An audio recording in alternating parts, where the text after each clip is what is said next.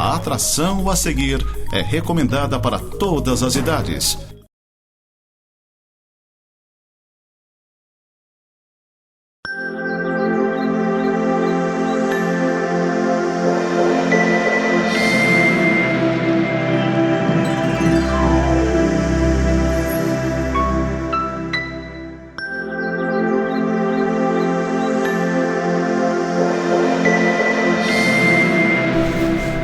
Olá, obrigado por deixar a gente entrar na tua vida, na tua casa, através do teu tablet, da tua TV, do seu smartphone, do seu notebook. Esse é o programa Semeando para a Vida Eterna, um programa da Igreja Presbiteriana de Lages. Eu sou o pastor Paulo, pastor auxiliar da Igreja Presbiteriana de Lages. A Igreja Presbiteriana de Lages fica ali na rua Coronel Fausto de Souza, pertinho da Correia Pinto, quase esquina com a Correia Pinto. As nossas atividades até esse domingo estão acontecendo o culto às 19 horas no domingo. A partir do segundo domingo de fevereiro, nós vamos ter a escola dominical, começando às 9h30 e o culto às 19 horas. Vamos ouvir uma palavra dos nossos patrocinadores. Clínica Médica e Odontológica Vida Nossa. Situada no centro de Lages, conta com especialista em ultrassonografia, doutora Vanessa Gerber, nos atendimentos de ultrassom geral, músculo esquelético, obstétrico e Doppler. E também com atendimento odontológico com o Dr. Fernando Gerber, nos serviços de cirurgia, estética, prevenção, clínica geral e implantes. Clínica Vida Nossa. Rua Correia Pinto, número 638, Centro, em frente à Praça da Estátua do Correia Pinto. Nós temos visto aqui no nosso programa, desde o início de janeiro, nós temos pensado e lido e refletido sobre os encontros de Jesus com as pessoas. E é nos encontros de Jesus com as pessoas que nós podemos ver quem Ele é. E nós já vimos várias características, vários atributos de Jesus Cristo nesses encontros que nós temos analisado. Nós já vimos ele chamando seus discípulos e mostrando que ele deve ser seguido. Nós já vimos que Jesus Cristo tem compaixão das pessoas que estão em situação difícil, naqueles que se encontram longe dele, longe de Deus. Nós vimos também que Jesus Cristo é aquele que pode transformar uma pessoa. Vimos que Jesus Cristo ele tem autoridade para transformar e mudar todas as pessoas. E hoje nós vamos ver também mais uma característica de Jesus Cristo mostrando através de um encontro dele com uma outra pessoa. Vamos ler aqui em Mateus capítulo 8, dos versículos 5 ao 13, diz assim para nós: Tendo Jesus entrado em Cafarnaum, apresentou-lhe um centurião, implorando: Senhor, o meu criado jaz em casa de cama, paralítico, sofrendo horrivelmente.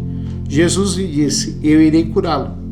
Mas o centurião respondeu: Senhor, não sou digno de que entres em minha casa, mas apenas manda com uma palavra e o meu rapaz será curado. Pois também eu sou homem sujeito à autoridade, tenho soldados às minhas ordens, e digo a este: vai, e ele vai, e a outro: vem, e ele vem, e ao meu servo: faz isso, e ele o faz. Ouvindo isto, admirou-se Jesus, e disse aos que o seguiam: em verdade vos afirmo que nem mesmo em Israel achei fé como esta. Digo-vos que muitos virão do Oriente e do Ocidente e tomarão lugares à mesa com Abraão, Isaque e Jacó no reino dos céus. Ao passo que os filhos do reino serão lançados para fora nas trevas. Ali haverá choro e ranger de dentes. Então disse Jesus ao centurião: vai-te e seja feito conforme a tua fé. E naquela mesma hora o servo foi curado. E essa lição aqui é que Jesus Cristo quer mostrar com esse encontro com o centurião. Que ele deve ser crido, não apenas ouvido, mas que nós devemos crer, guardá-lo no nosso coração e confiar nele. Essa é a síntese desse texto de hoje aqui, desse encontro de Jesus Cristo com o centurião. A gente precisa lembrar que Jesus Cristo estava no início do seu ministério, né? Jesus Cristo, no início do seu ministério, fez muitos milagres, fez muitas curas, fez muitos prodígios, como nós chamamos teologicamente. Todos eles demonstrando que ele era o Filho de Deus, demonstrando o seu poder, demonstrando a sua graça, demonstrando a sua justiça.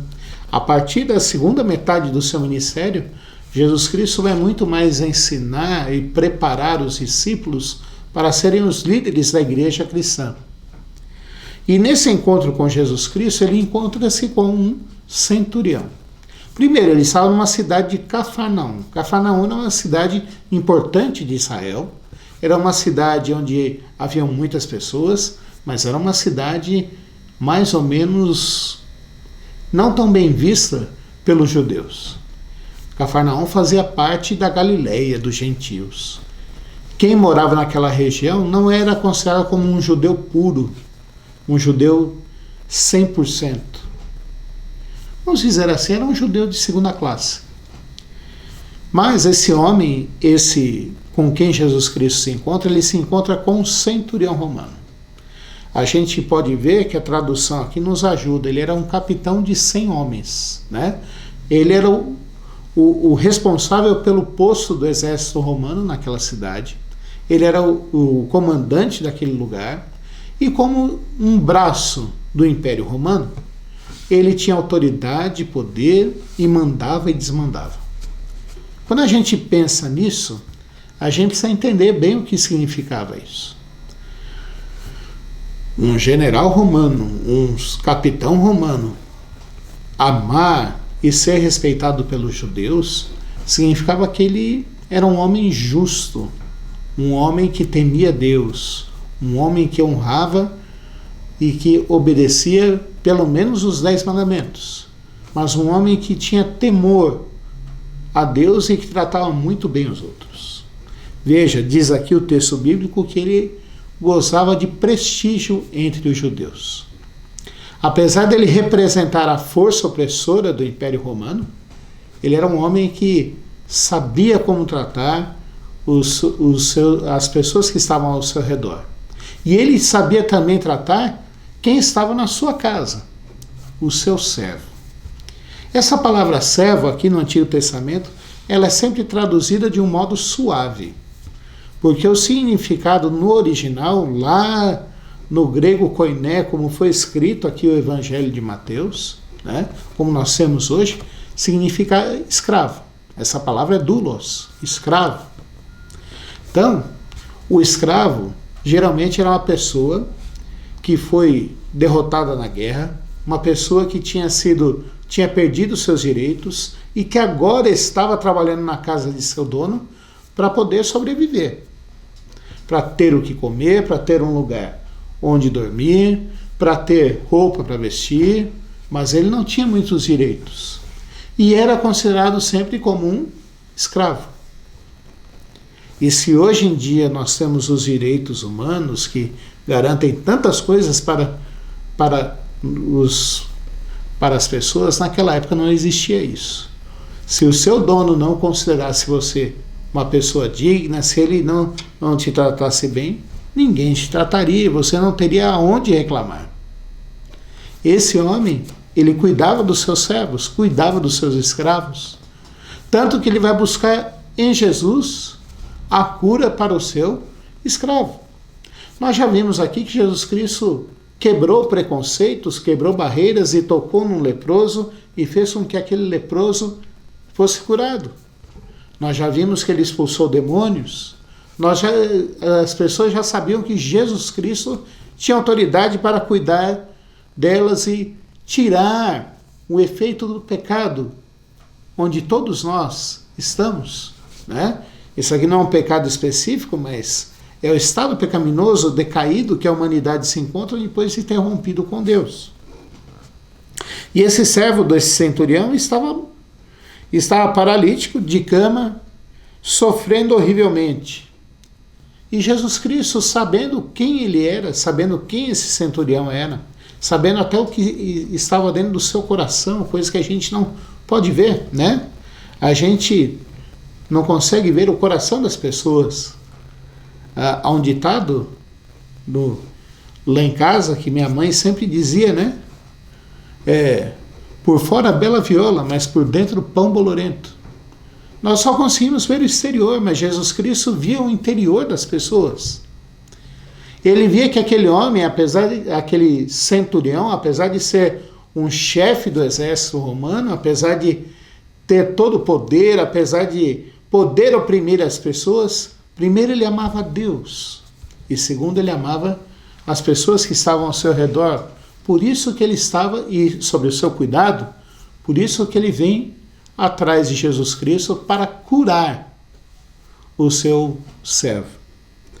E Jesus Cristo, vendo tudo isso, sabendo que ele e entendendo que o que iria acontecer era para a honra e glória dele mesmo, de Jesus Cristo, ele fala, eu irei curá-lo. E daí esse homem que gostava de todo o poder e o prestígio, chega e fala assim, eu não sou digno de que o Senhor entre na minha casa. Já imaginou você, tendo todo o poder, tendo todo o prestígio, vai atrás de alguém para curar o seu servo, e esse homem que você sabe que é o Messias, que é o Filho de Deus, que é o enviado de Deus para transformar toda a humanidade, fala, eu irei na tua casa. E sendo quem você é, você fala assim, eu não sou digno de que entres na minha casa. Esse centurião saiu da sua posição social e assumiu sua posição de pecador. Ele reconheceu que, antes de mais nada, ele era um pecador. E quando Jesus Cristo vê isso, que ele era um pecador, ele reconhece que aquele homem não amava simplesmente a sua condição social, o seu prestígio, como as pessoas o viam fora, mas aquele homem amava a Deus de todo o coração. Porque só pode dizer que é pecador quem realmente sai da sua condição social, quem sai da sua posição de como os outros o veem, de quem sai daquela condição do exterior, da bela viola, e mostra que é pão bolorento. E esse centurião fez isso. Ele saiu daquela condição de que, olha, eu sou bom, e mostrou, Senhor, eu sei que eu sou pecador. Eu sei que eu não mereço que o Senhor vá na minha casa. Eu não mereço que o Senhor cuide pessoalmente do meu servo. E ele faz aqui uma comparação. Ele diz, como o Senhor, eu também dou ordens e as pessoas obedecem.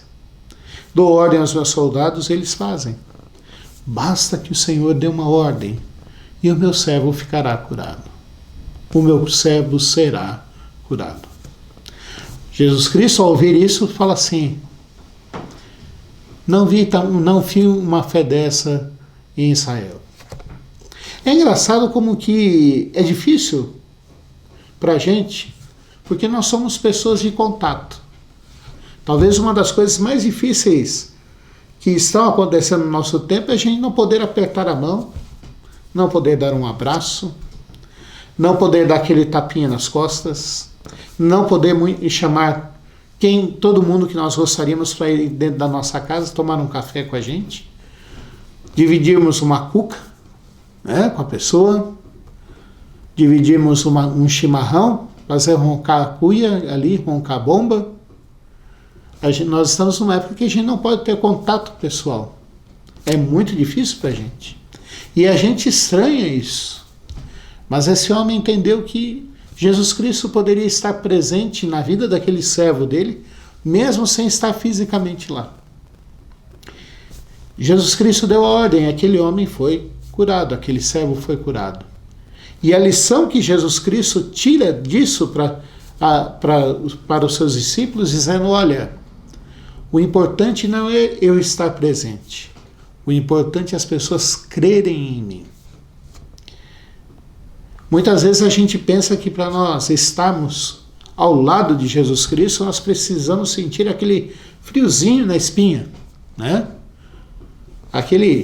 arrepio que começa da ponta do dedão do pé, vai até o último fio de cabelo. Se a gente não sentir isso, a gente não está sentindo a presença de Deus na nossa vida, a presença de Jesus Cristo na nossa vida.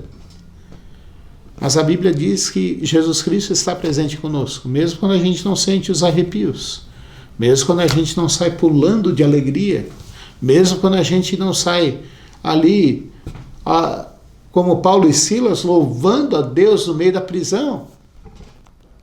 Jesus Cristo se faz presente na nossa vida. E Ele está conosco, mesmo que a gente não possa vê-lo, mesmo que a gente não possa tocá-lo, mesmo que a gente não faça como, ou não haja como Filipe quis agir, né? Se eu não tocar as feridas às suas mãos, eu não poderei dizer que Ele ressuscitou. Jesus Cristo fala que nós temos que crer nele.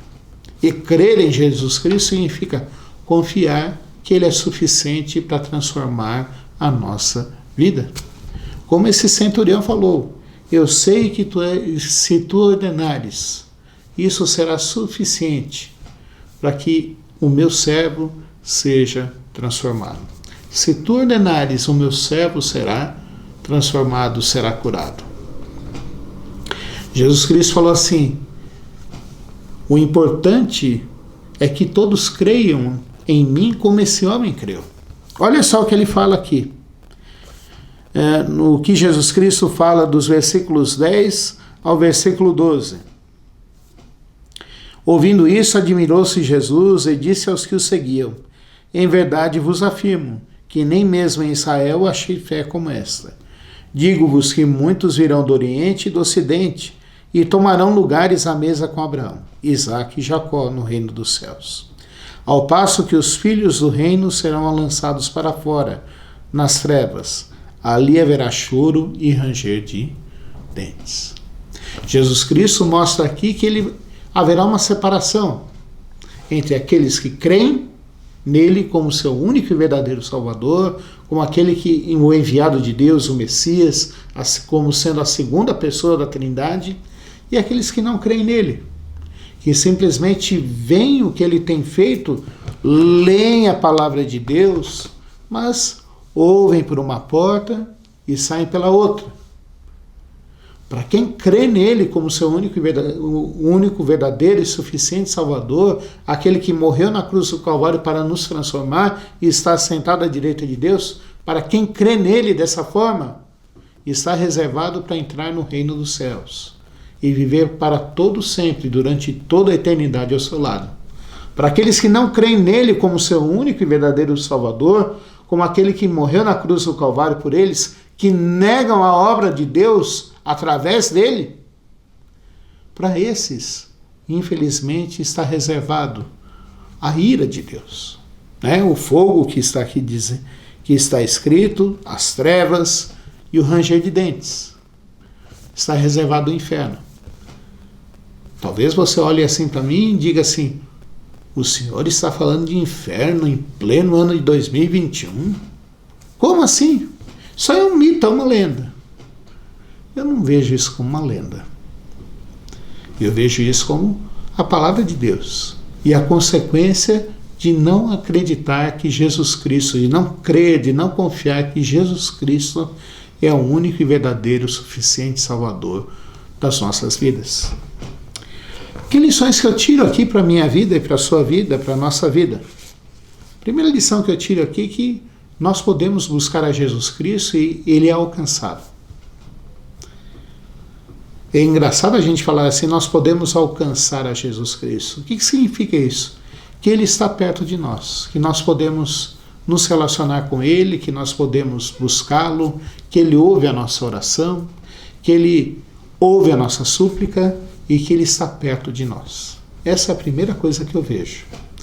Jesus Cristo estava numa cidade importante, mas de uma região que era desprezada por Israel, por não ser considerada da melhor linhagem, a mais pura. Mas Jesus Cristo estava lá, andando, conversando, cuidando das pessoas, fazendo o seu ministério, mostrando que Ele era o Filho de Deus, a segunda pessoa da Trindade.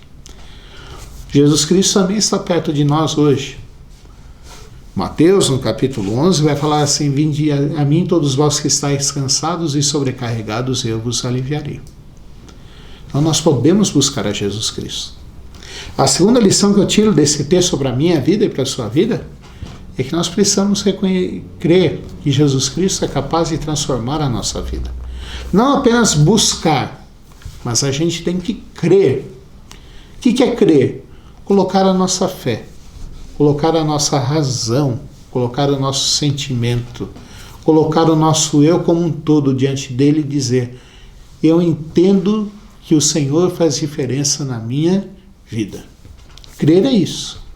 Em colocar razão, emoção, sentimento, tudo que nós somos diante de Jesus Cristo e dizer: eu creio que o Senhor faz diferença na minha vida. A terceira lição que eu vejo aqui, que é importante para a gente, é como nós devemos buscar a Jesus Cristo. Nós devemos buscar a Jesus Cristo com um coração humilde, não importando quem nós somos ou o que nós temos nesse mundo. Não importando se eu tenho um bom emprego, se eu tenho uma boa condição social, se eu tenho uma boa formação acadêmica, se eu tenho dinheiro ou não. Não importando se eu tenho boa fama ou não. O que eu preciso dizer é: Senhor, eu não sou digno de estar diante de Ti. Tem misericórdia de mim. Esse centurião fez isso. E ele foi reconhecido como um homem que temia a Deus.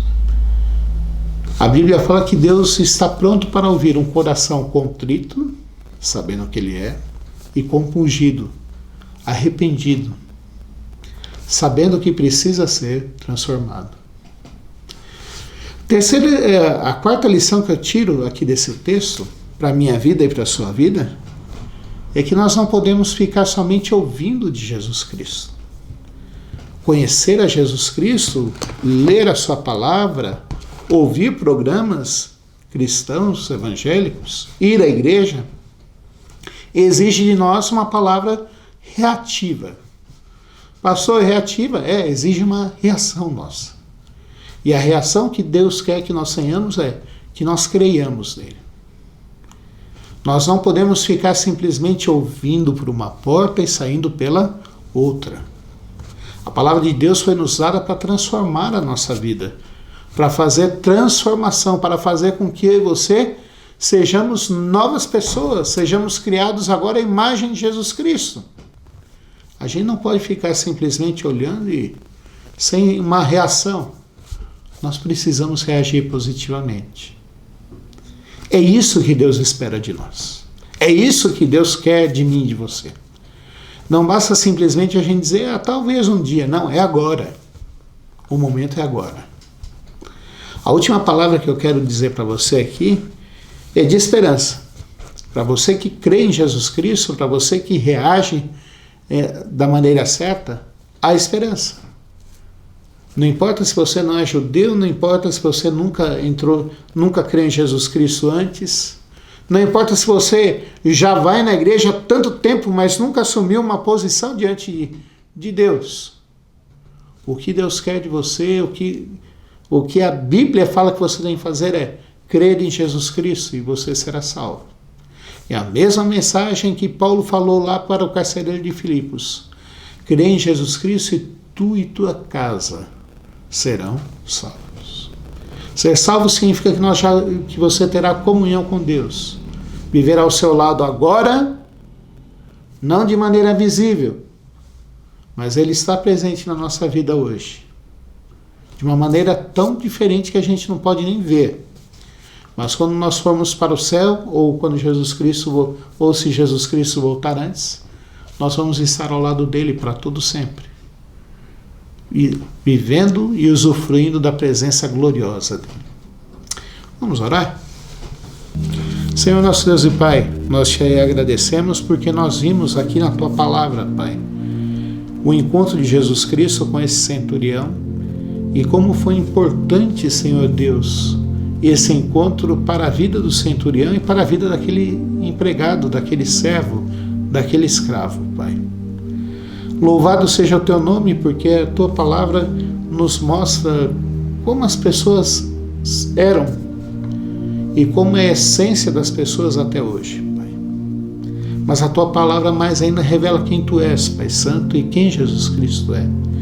E hoje nós vimos, Senhor Deus, que Jesus Cristo está ao nosso alcance. Nós podemos conversar com Ele, podemos crer nele, podemos viver para Ele, Senhor Deus, para a Tua honra e Tua glória, Pai. Nós vimos também que a Tua palavra quer uma reação de nós. E eu quero orar por mim, pelas pessoas que estão ouvindo agora essa mensagem, vendo agora essa mensagem, que o Senhor tenha misericórdia de nós e coloque fé no nosso coração para que a gente tenha a reação que precisamos ter. Crer em Jesus Cristo como seu único e verdadeiro Salvador, Pai Santo. Tem misericórdia ainda daqueles que ainda não entenderam isso, que Jesus Cristo faz sentido na vida deles. E que o Senhor coloque no coração deles a fé também, Pai. Abençoa, Pai, fortalece e nos dá a esperança e a certeza de que quem crê em Jesus Cristo, Senhor Deus, já tem a vida eterna, Pai. Abençoa-nos, Senhor Deus, é a nossa oração, Pai, em nome de Jesus Cristo. Amém. Foi um prazer estar com você, que Deus te abençoe.